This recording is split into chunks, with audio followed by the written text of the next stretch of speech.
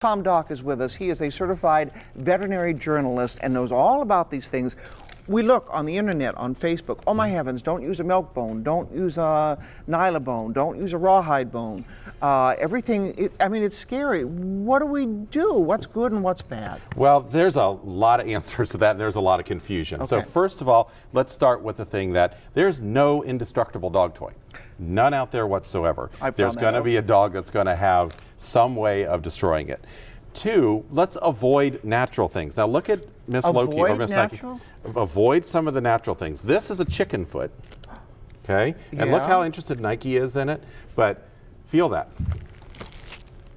It's sharp. It's sharp. It's sharp. That could go right through a pet's stomach or their intestines. Oh, so these things about all these natural bones and antlers, beware of? Beware of. Veterinarians see more problems with things like this big knuckle bone right here than anything else. We see big knuckle bone? Yeah, tooth fractures. We see obstructions in the gut. We see it caught around the jaw. So many different things. You're much, much better off going with a product like the Kong that you have on your lap. Okay, let me hold. Here's the Kong. I'll hold it up here for Adam. Here's the Kong. Or something like the nylon. Really? Like this. See, now this was just on Facebook that it's horrible, it's terrible, it'll kill your dog. It's nylon, and that's all it is. People say that it causes seizures. There's no proof. No proof. No proof whatsoever. Okay.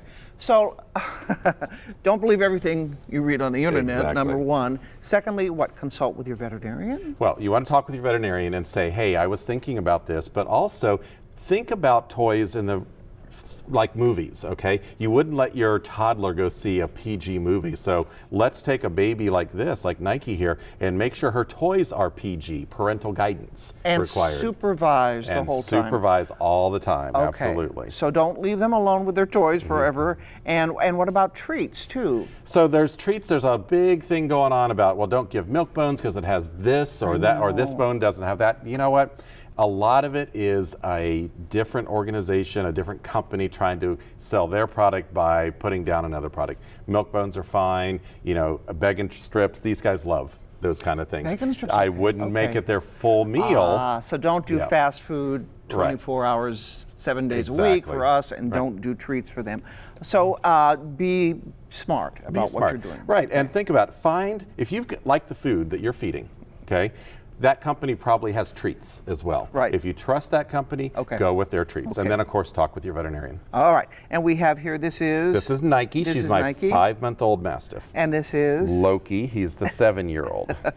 And they're fed pretty well with treats and such. So we're going to let them take a nap because we're going to take a break. And we'll be right back. Treats on Pet Pals TV.